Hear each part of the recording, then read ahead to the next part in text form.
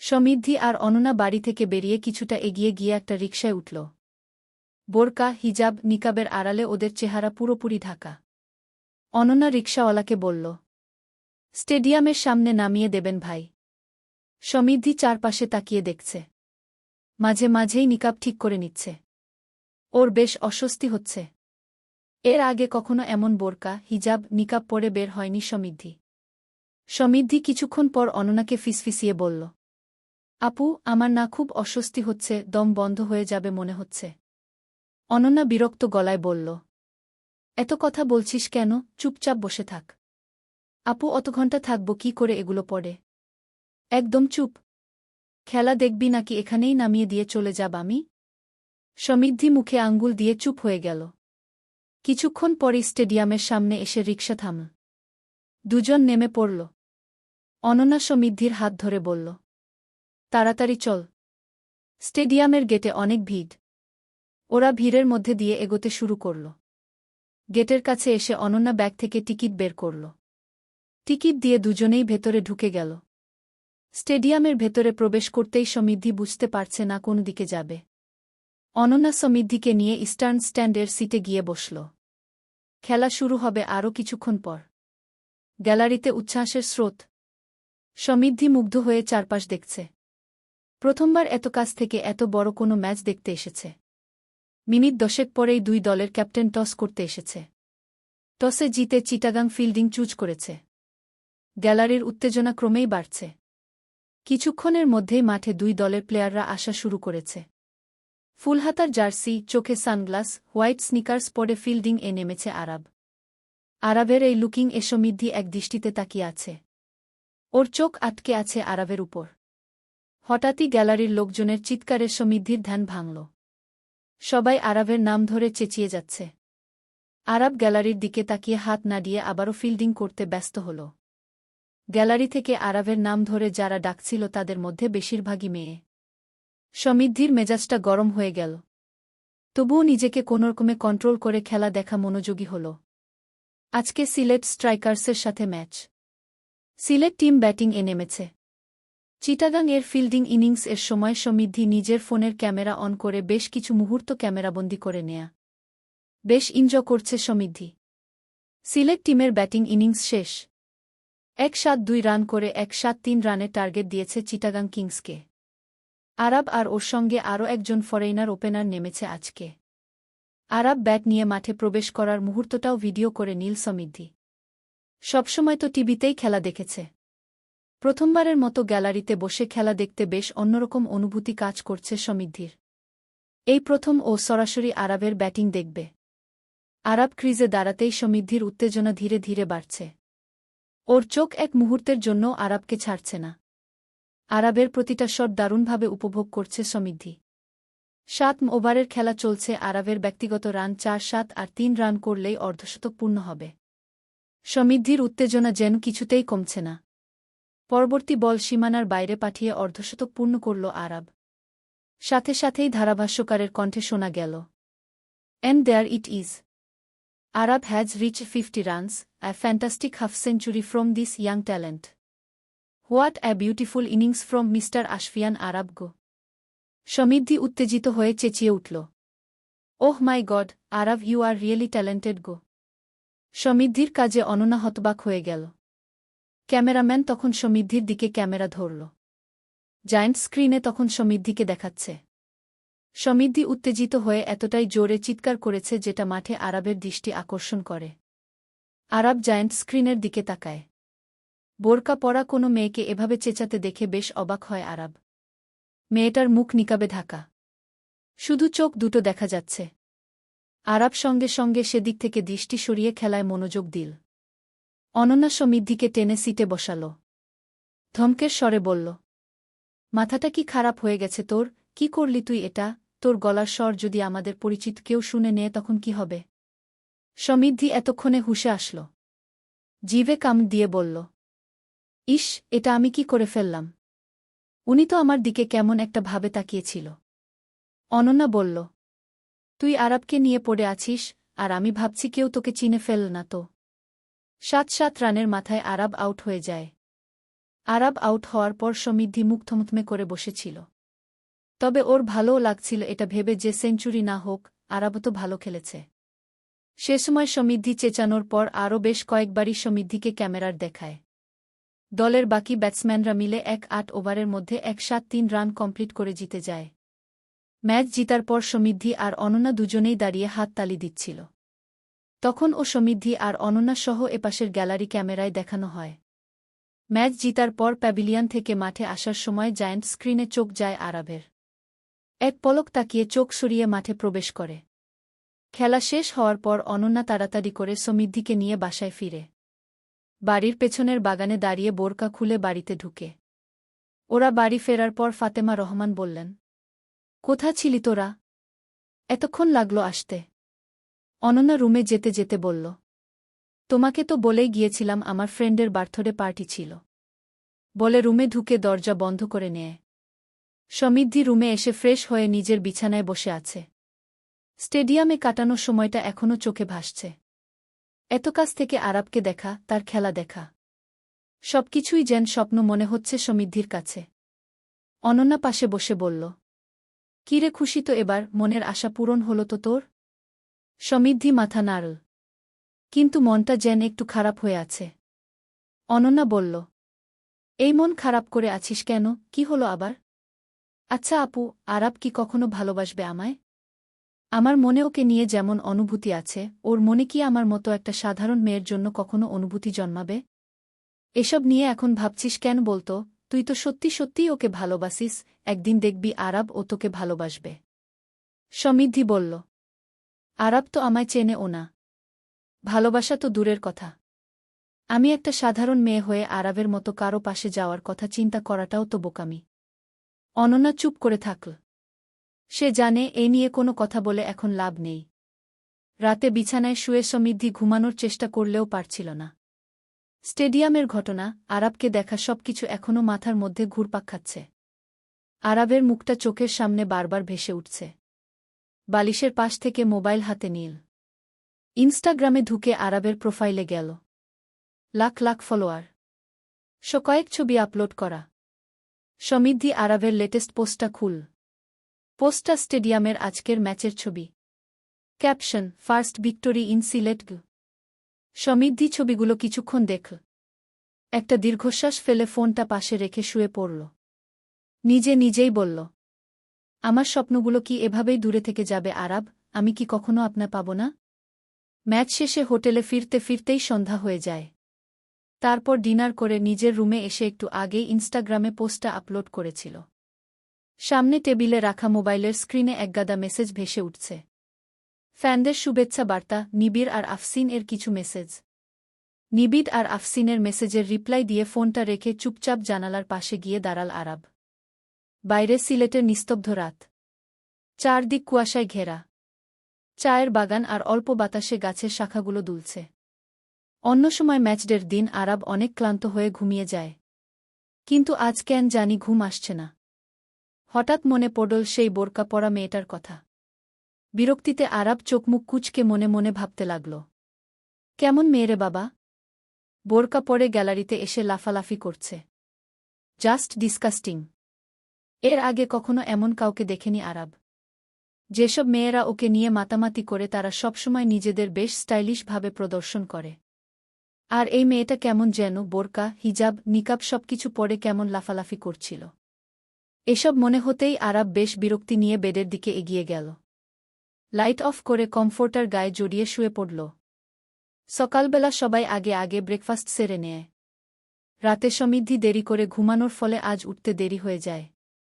ঘুম থেকে উঠে ফ্রেশ হয়ে ব্রেকফাস্ট করতে ডাইনিং টেবিলে এসে বসে। পূর্বও এসে বসেছে। আজ শুক্রবার হওয়ায় পূর্বর ভার্সিটি নেই। সমৃদ্ধি চেয়ার টেনে বসতে বসতে বলল, গুড মর্নিং ভাইজা। খেতে খেতেই পূর্ব বলল, মর্নিং তো মিস বোরকাওয়ালি। ছদ্মবেশ নিয়ে খেলা দেখার অভিজ্ঞতা কেমন আপনার? চলবে। সমৃদ্ধি পূর্বের কথা শুনে চমকে উঠল। হাতের নাস্তার প্লেট প্রায় পড়ে যাওয়ার উপক্রম। চোখ বড় করে তাকাল। পূর্ব বলল, ভাবছিস জানলাম কিভাবে? কাল তো আমিও স্টেডিয়ামে গিয়েছিলাম। আরাবের 50-র সময় যখন তুই চেঁচিয়েছিলি তখনই দেখেছিলাম তোকে। সমৃদ্ধি চুপচাপ সব শুনল। অনুরোধের স্বরে পূর্বকে বলল, ভাইজা প্লিজ কাউকে বলবে না। বাবা জানলে আমাদের বাড়ি থেকেই আর বেরোতে দেবে না। পূর্ব গম্ভীর গলায় বলল, ভাবতো আমার জায়গায় বাবা দেখলে কি হতো, শোন আর কখনো যেন এভাবে বের হতে না দেখি। সমৃদ্ধি বলল, কিন্তু আরও তো দুটো ম্যাচ আছে চিটাগাং এর। খেলা দেখতে যেতে চেয়েছিলি, গিয়েছিস? স্টেডিয়ামে যাওয়ার স্বপ্ন পূরণ হয়েছে তো? সমৃদ্ধি হ্যাঁ বোধক মাথা নাড়ল। পূর্ব বলল, বাকিগুলো ফোনে দেখে নিবি, তাহলেই হবে। বলে উঠে চলে গেল। সমৃদ্ধি খাবার হাতেই রুমে গিয়ে অননাকে বলল, আপু ভাইজা তো জেনে গেছে আমরা যে কালকে খেলা দেখতে গিয়েছিলাম।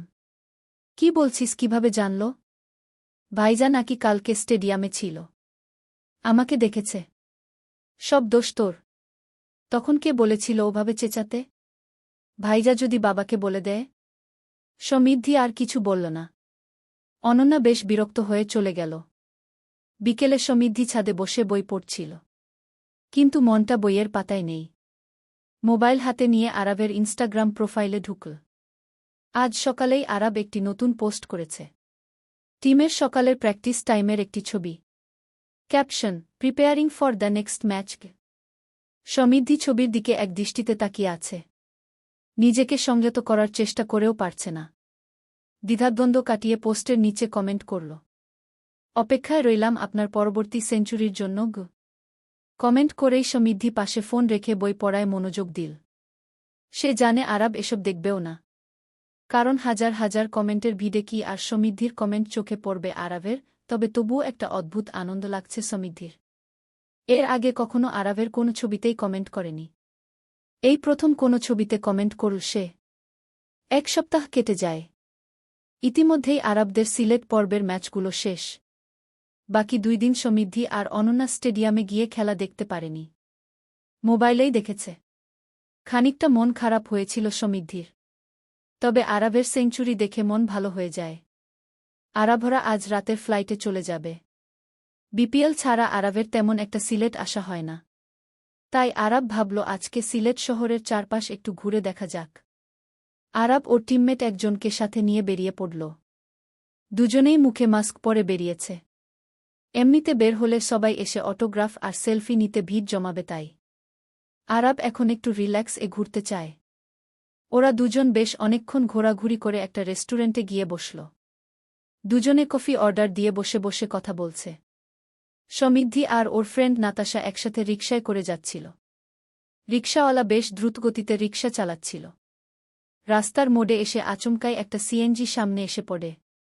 সিএনজি ড্রাইভার নিয়ন্ত্রণ হারিয়ে রিকশার সাথে ভীষণ জোরে ধাক্কা লাগে। রিকশা উল্টে নাতাশা আর সমৃদ্ধি পড়ে যায় রাস্তায়। চারপাশ থেকে লোকজন ছুটে আসে। রেস্টুরেন্ট থেকে রাস্তায় এমন দৃশ্য দেখে বেরিয়ে আসে আরাব আর ওর টিমমেট। সমৃদ্ধির মাথা ফেটে গলগল করে রক্ত বেরোচ্ছে। পায়েও ভীষণ চোট পেয়েছে। সমৃদ্ধির চোখ মেলে তাকাতেও কষ্ট হচ্ছে। নাতাশাও আঘাত পেয়েছে, তবে অল্প। ও রিকশা থেকে বেশ খানিকটা দূরে গিয়ে পড়েছিল। সমৃদ্ধির এক হাতের উপর রিকশা পড়ে আছে। আরাব এগিয়ে এসে এমন অবস্থা রিকশা সরিয়ে ওর টিমমেটকে বলে, সিরিয়াস অবস্থা, প্রচুর ব্লিডিং হচ্ছে, চল হসপিটালে নিতে হবে। বলে সমৃদ্ধিকে কোলে তুলে নেয়া। রিকশায় করে সমৃদ্ধিকে কাছের একটা হসপিটালের ইমার্জেন্সি বিভাগে নিয়ে যায়। পিছন পিছন নাতাশাও আসে। নাতাশা হাতে চোট পেয়েছে। ওর হাত ব্যান্ডেজ করার পর ও অনন্যাকে কল দিয়ে সবটা জানা। নাতাশা মেয়েটা এগিয়ে এসে আরাবকে বলে, আপনাদের অসংখ্য ধন্যবাদ। আপনারা না থাকলে। আরাব বলে, ইটস ওকে। রাস্তায় একজনের অ্যাক্সিডেন্ট হয়েছে, তাকে হেল্প করেছি। থ্যাঙ্কস দিতে হবে না। মাস্ক পরে থাকায় কেউ চিনতে পারেনি আরাবকে। আরাব হসপিটালে আরও কিছু ফর্মালিটিস শেষ করে বেরিয়ে যাওয়ার সময় অনন্যা, ফাতেমা রহমান আর পূর্ব ও হসপিটালে এসে পৌঁছায়। ফাতেমা রহমান ছুটে এসে বলেন, সমৃদ্ধি কোথায়? ইমার্জেন্সিতে। ওই ছেলে দুটো হেল্প না করলে যে কি হতো এতক্ষণে। অনন্যা বলল, কোথায় তারা? নাতাশা আঙ্গুল দিয়ে ইশারা করে দেখাতে দেখাতে আরাব প্রায় বেরিয়ে যায়। পিছন থেকে খানিকটা দেখতে পায় অনন্যা। বেশি মাথা না ঘামিয়ে অনন্যারা ছুটে যায় ইমার্জেন্সির দিকে। ঘড়ির কাঁটায় তখন রাত 8টা। আরাবদের ফ্লাইট একটু পরেই। প্লেনে গিয়ে নিজের সিটে বসে পড়ে আরাব। পাশে ওর টিমমেটকে বলে, মেয়েটাকে কেন যেন চেনা মনে হল। চেনা হবে কিভাবে? মনে হলো আগে কোথাও দেখেছি। কি করে দেখবি, এই সিলেটের কাউকে কি তুই চিনিস? না। তাহলে? আচ্ছা বাদ দে এসব।